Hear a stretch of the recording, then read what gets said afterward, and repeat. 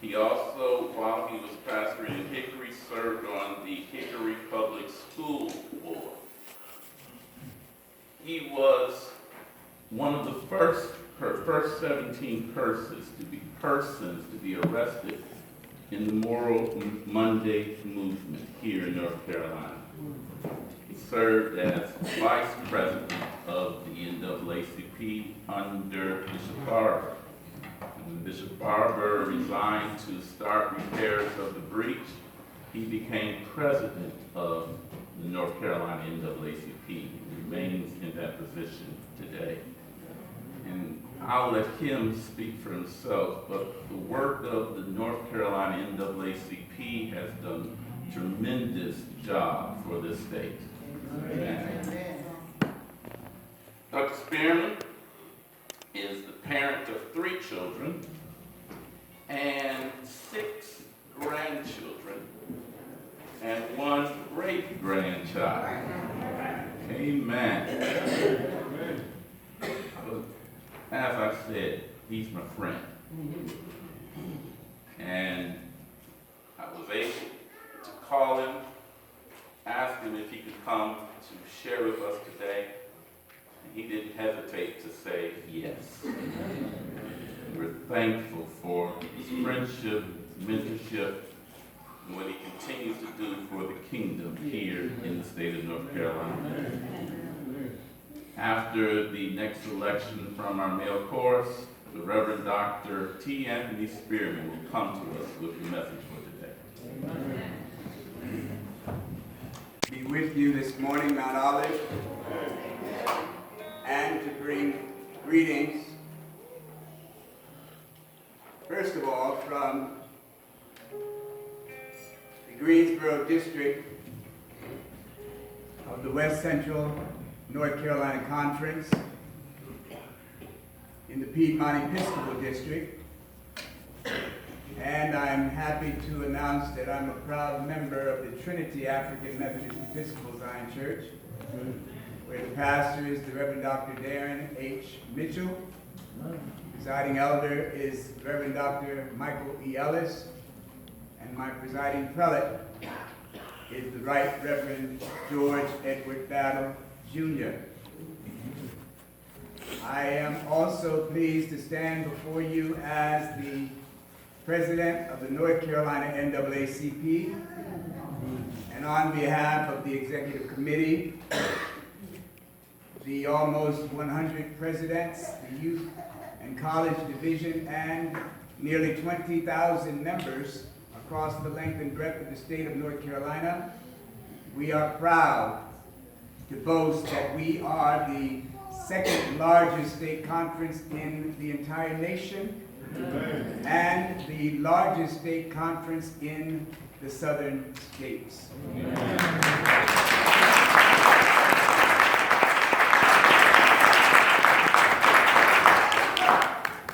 I have traveled here from Greensboro this morning with my darling wife, Janice Spearman, and with a young man who I have claimed as a son, Sherman Moore, who thinks it not robbery to serve as a chauffeur for me when I have to drive more than 10 miles. I'm also grateful that one of my lifelong friends from Port Chester, New York, as a matter of fact, I think it's 2 months. Gregory, weren't you born in June? Yes, sir. 2 months they separate us. I was born in April, he was born in June, and our families were very close as we grew up. Brother Gregory Griffin. And I'm also pleased to say that I have somewhat of a following from Greensboro, and am joined here today by Brother Solomon Quick, Sister Christina Young, Solomon's mother, and we're so grateful that they have decided to join us here this morning.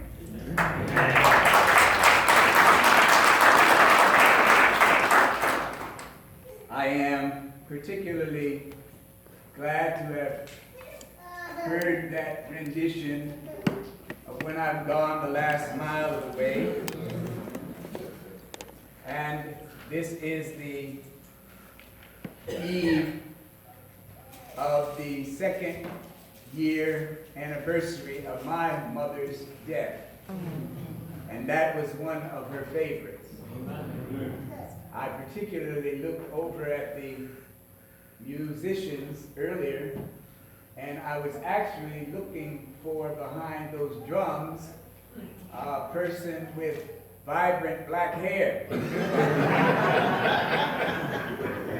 I looked over there and saw one that, if I had hair, it would be as gray as his.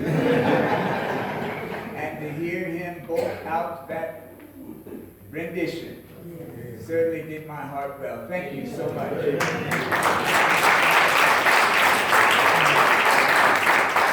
to this wonderful choir, 3 of whom are neophytes. God bless you.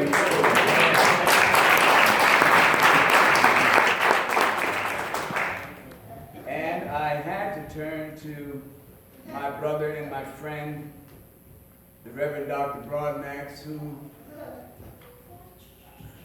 he and I did some deaning together at Hood Theological Seminary. I was the dean of students, the first, as a matter of fact, dean of students at Hood, and he was the dean of academics. So he's the brain.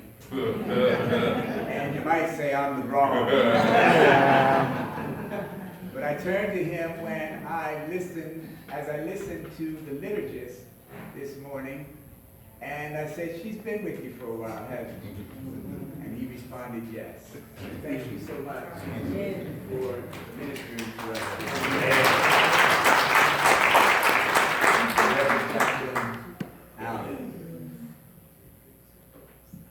Certainly this is a day and or a weekend that many of us have come to reverence, and I am so happy that my friend has asked me to be here. Now, I don't want you to think that it's been an instantaneous thing, because he's been trying to get me here for a long time, and our schedules just have not been able to comply with one another, but I'm grateful to be with you here this morning.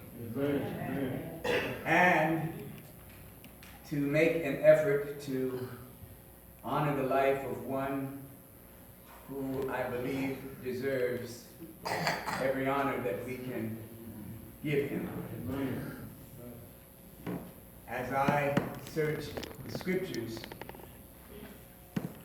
one verse, a portion of one verse actually, found in the 53rd chapter of the prophecy of Isaiah, and the 5th verse,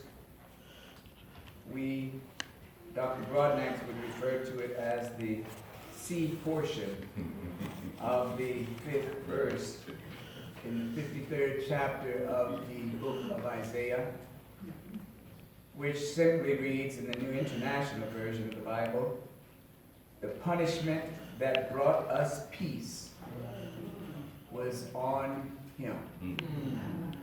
The punishment that brought us peace was on him.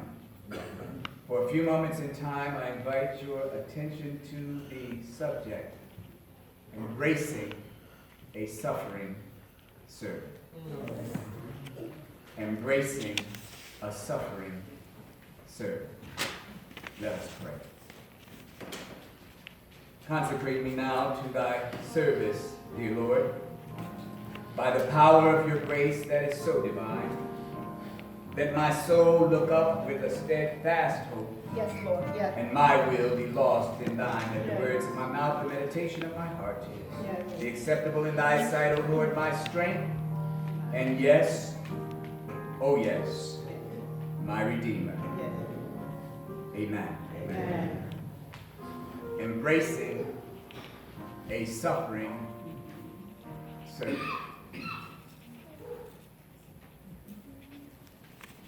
The late Vincent Harding, in one of his books, identifies the Reverend Dr. Martin Luther King Jr. as an inconvenient hero, which in my words is someone in whom the kingdom of God grows in their deeds and in their life.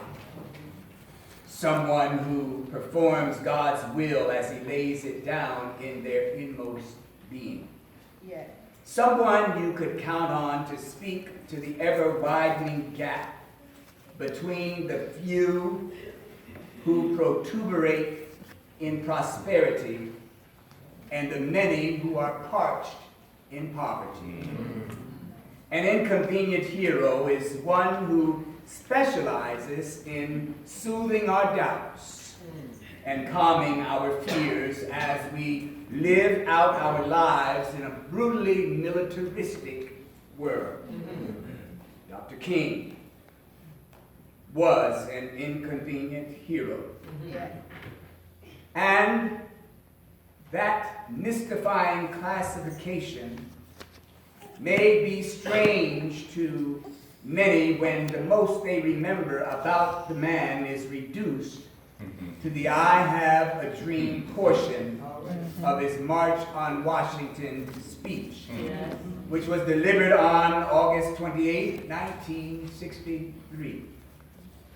That speech was delivered 4 years before the tide of popular opinion turned against Dr. King, and the steadily rising tide of destructive United States imperialism in Vietnam drove him to speak a deeper and more salient truth about the ethics of a nation that purportedly holds certain truths to be self-evident. That March on Washington speech was delivered 85 days before piercing gunshots rang out from a building in Dallas, Texas, and tore into the back of President John F. Kennedy's head, leaving an entire nation, if not the world, to lay the era of Camelot to rest.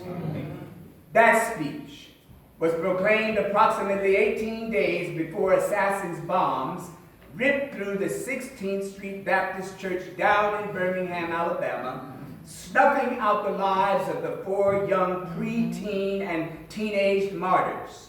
Addie Mae Collins, 14. Carol Robertson, 14. Cynthia Wesley, 14.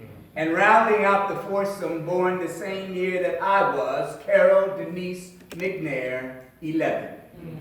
May each of their souls rest in peace. Today, my conscience will not allow me to spread a billowy smoke cloud and perpetuate a 57-year-old dream that has been deferred for far too long. Amen. A dream that was deferred by the Ku Klux Klan cowards who blew up the 4 little girls 18 days after Dr. King dared to share that speech in front of the Lincoln Memorial. Right. And many, if not all of us here, are eyewitnesses to what happens to a deferred dream. The late, great Langston Hughes asked the question, what happens to a dream deferred? Does it dry up like a raisin in the sun? Or fester like a sore and then run? Does it stink like rotten meat? Or crust and sugar over like a syrupy sweet? Maybe it just sags like a heavy load. Or does it explode and usher in a new wave of domestic terrorism like it did on February 26, 2020, when the hate that protruded from the mind of George Zimmerman caused him to stalk a 17-year-old Trayvon Martin, who simply set out to satisfy his craving for Skittles and iced tea?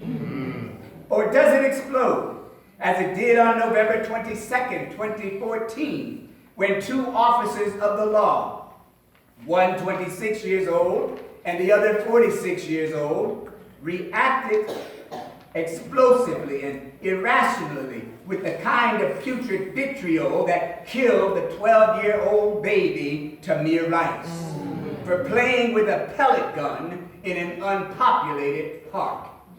Or better yet, does a dream deferred explode like it did in Ferguson, Baltimore, or even Charlottesville, where white supremacists, neo-Nazis, and Ku Klux Klansmen gathered with the official approval of the insane-in-chief of these disunited states of America, and with Jeff Sessions' Community Relations Service and Civil Rights Division nowhere to be found, many of us watched in terror as a young man full of terrorist teachings aimed his motorized weapon at a crowd of young people on a downtown street and mowed down 31-year-old Heather Heyer in the prime of her life. And within hours, what some of you call an American president turned a blind eye to this highly publicized act of terrorism and made our nation a welcoming home for terroristic hate crimes, declaring no less that some of the Klan and Nazis were fine people. Well, some, if not most, of the people from Haiti and Africa and those other S-hole nations that he calls are very fine people as well. That's right. And I just have to pause to thank God for the gift of impeachment.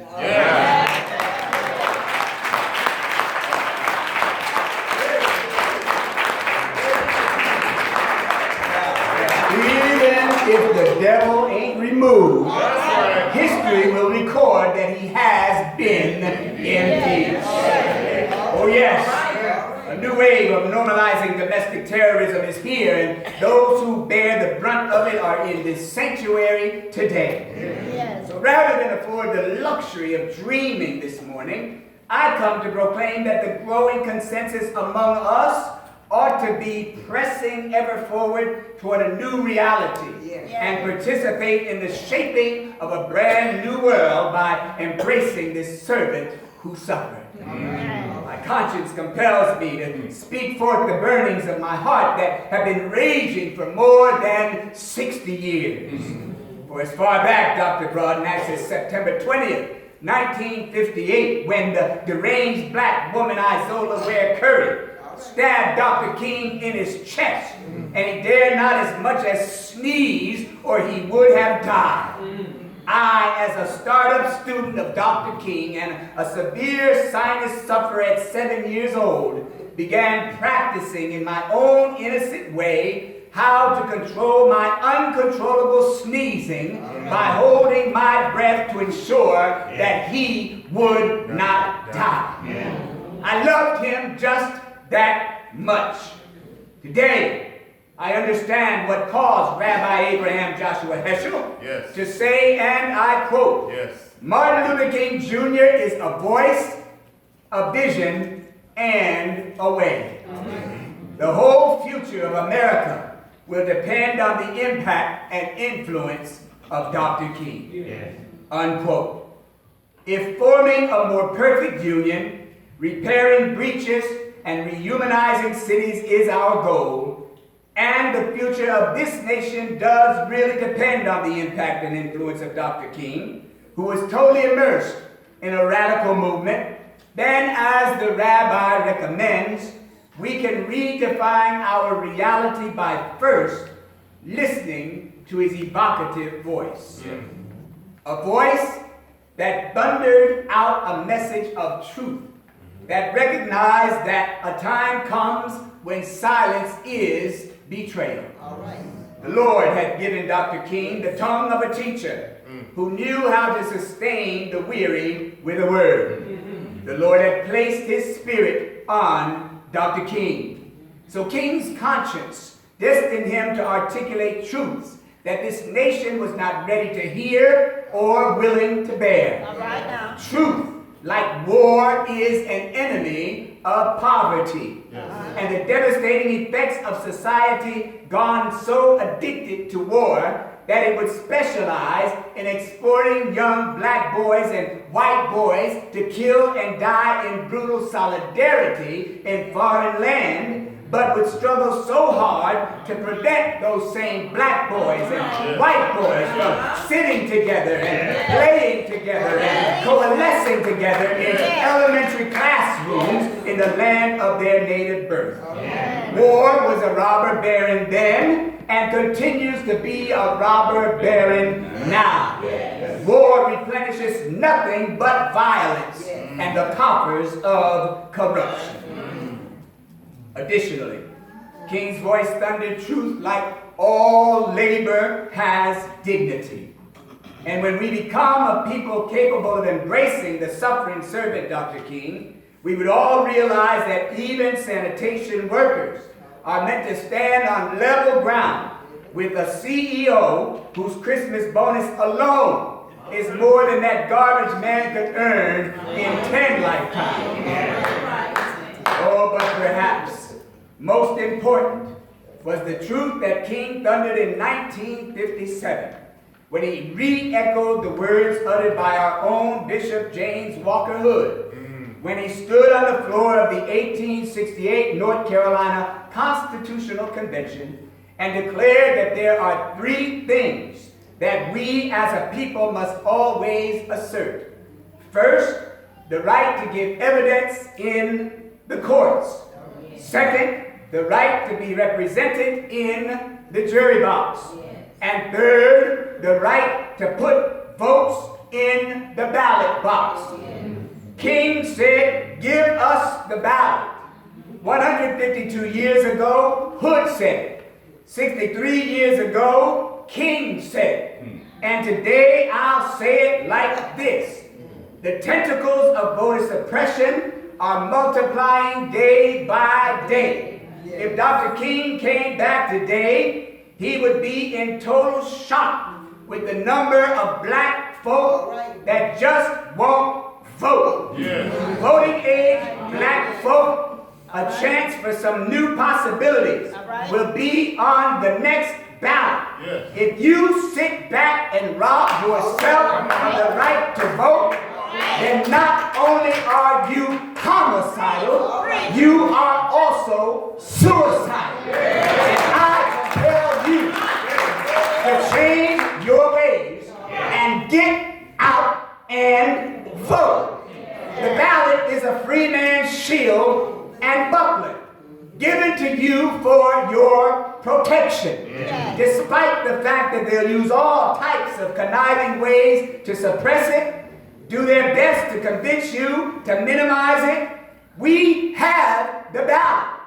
And in this upcoming election, you sure better use it. And the good news is that at least for the primary, you won't be required to have a photo voter ID. Y'all ought to clap about that.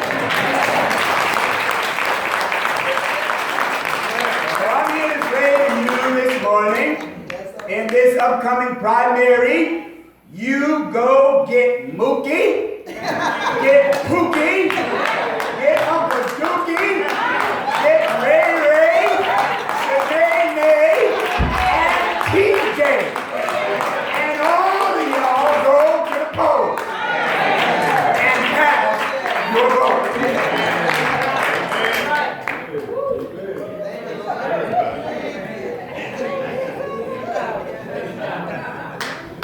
Dr. King were here today, I'm certain he would use his powerful voice to tell you to get out to vote.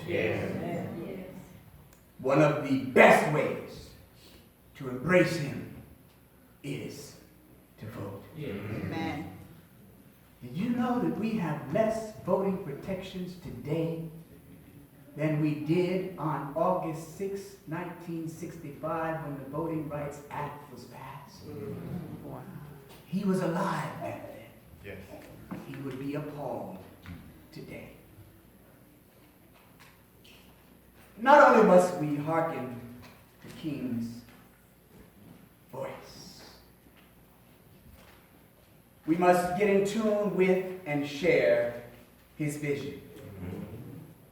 King's was such a clear vision. A vision consistent with everything good, because his was a moral vision. He could see beyond our limited vision to where we would all step into a world that no longer judged you by the color of your skin, but by the content of your character. Only in that kind of world will the soul of America truly be saved. In that kind of world, ardent advocates of the brotherhood of man and the fatherhood of God become guilty of reaching beyond national allegiances to higher ground. Higher ground where we are exposed to the differences between equality and equity. Equality flows from the assumption that everyone benefits from equal treatment. But equity flows from the premise that when people get the support they need, they can gain an advantage which otherwise they would not be able to gain. Whatever that support may be, if offered a choice between equality and equity, I would choose equity, Sister Gwen, every time. Equity enables a people to stay their own course, toe their own line, and remove as much implicit bias from their lives as they possibly can. However, there is in this nation a social and institutional system of advantage that blocks the way to equity. On every indicator you can imagine, there are people who have far worse outcomes of well-being and justice than anybody else. By embracing a suffering servant like King, we become willing to effect a shift in this type of anti-socialization. We begin to foster paradigm shifts in the living of these people rather than remain complicit in the enduring permanence of that which defers the dream. As I see it, one of the first steps toward embracing King is to recognize the historical foundation of the social construction of whiteness, or the concept of building a white race, that began back in the colony of Virginia in 1680 by the governing body, the House of Burgesses. They debated what is a white man, for the purposes of determining who would have access to power, privilege, and property. They then came up with a definition that a white man is one with no Negro or Indian blood, except for the descendants of John Rolfe and Pocahontas. From this, the House of Burgesses went on to spin together a system of supremacy complete with an affirmative action policy that paid whites the wages of 50 acres, 30 shillings, 10 bushels of corn, and a musket. Hence, the self-designated white people gave themselves the power to construct the white and define the white race.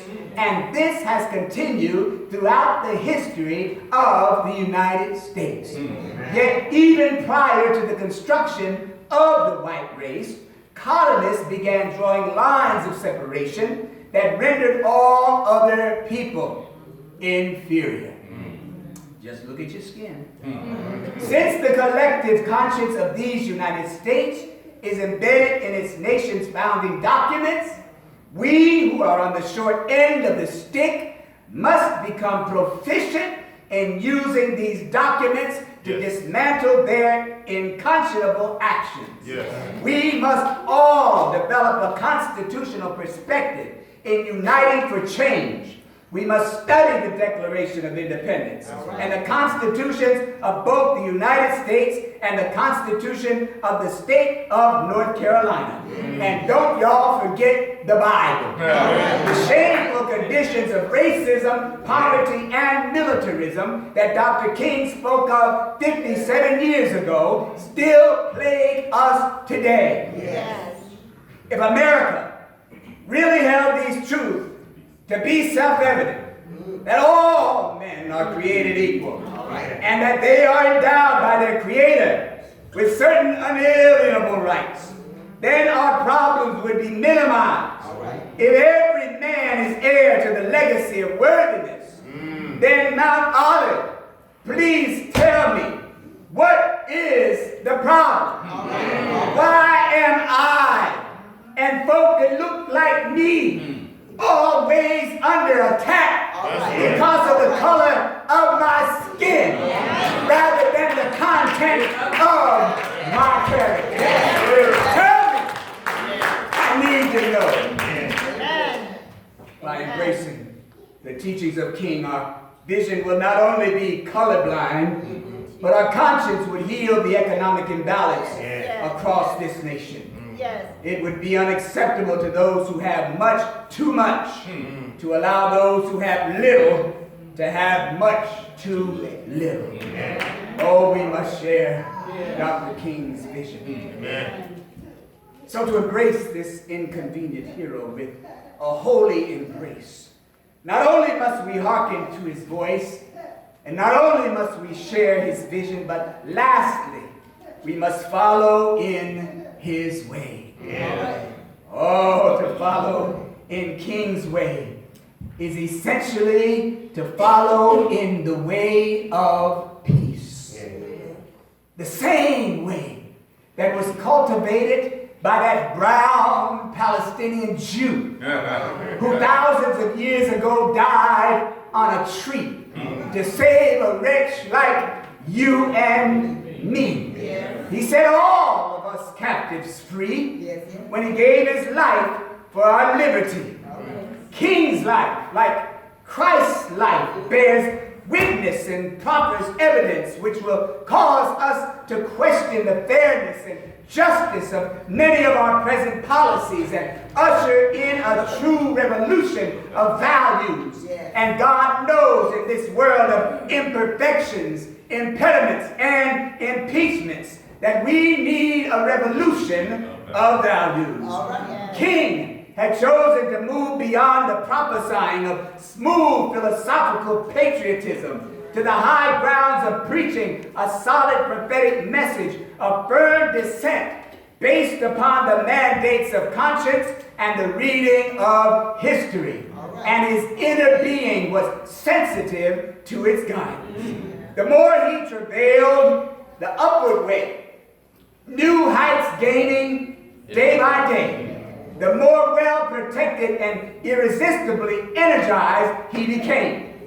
He was hard-pressed to tread beyond the darkness that surrounds us, to begin shifting our world from a thing-ified society to a divinized society, a society where we would all salute the Imago Dei, the image of God that is each of our birthright.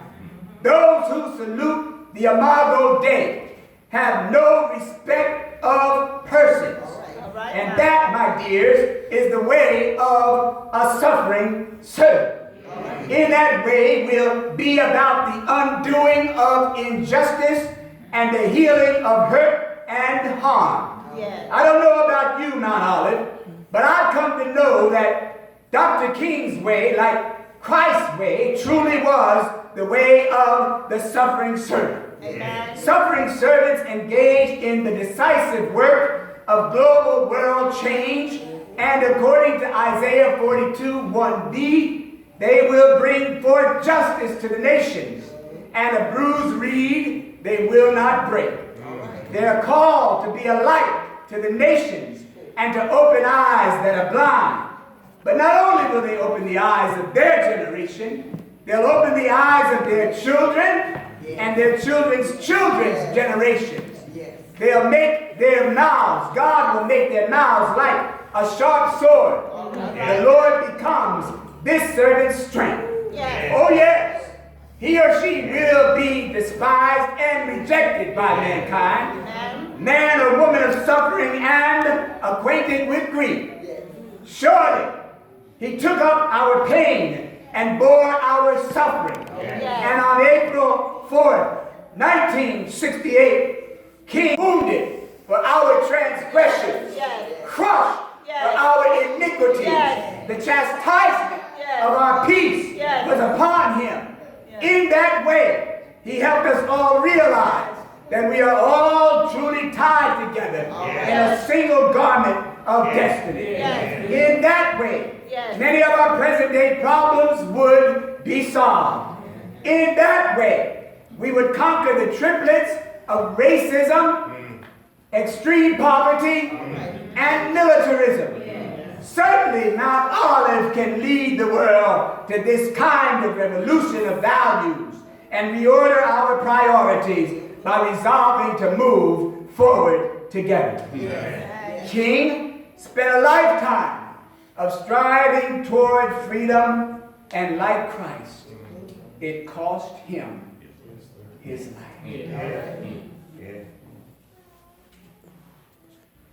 Mount Olive, if you don't get anything else from this message, please get this. All men, women, boys, and girls are endowed with divine faculties that are the providence of wisdom and spiritual power. What Dr. King had, you have too. Amen. We all have the capacity to do what he did. In the way that he followed, you meet hate with love and refuse to meet violence with violence. In that way, we meet physical force with soul force. I don't know about you this morning, but I believe that Dr. King had seen the lightning flashing, and he had heard thunder roll. He had felt sin's breakers dashing, trying to conquer his soul. But he heard the voice of Jesus, and he might have heard the Savior say, love your enemies. Bless them that curse you. Pray for them that despitefully use you. Then and only then can you matriculate into the university of eternal life. And during hardship, like suffering servants. Oh yes, he heard the voice of Jesus telling him still to fight on. He promised never to leave you. Never to leave you alone. Mount Olive, I'm here to tell you that we're not alone. No, we're not alone. We have someone to help us to fight the battles ahead. But God knows we have to get in the number and fight the battles ahead. If we don't get in the number and fight the battles ahead, we will succumb to the wiles of the enemy. And I don't know about you, but I'm not ready yet to go down like a sinking ship. I'm going to stand on the promises of the Lord, who also was a suffering servant. In the name of the Father, in the name of the Son, in the name of the Holy Ghost. Amen. Amen.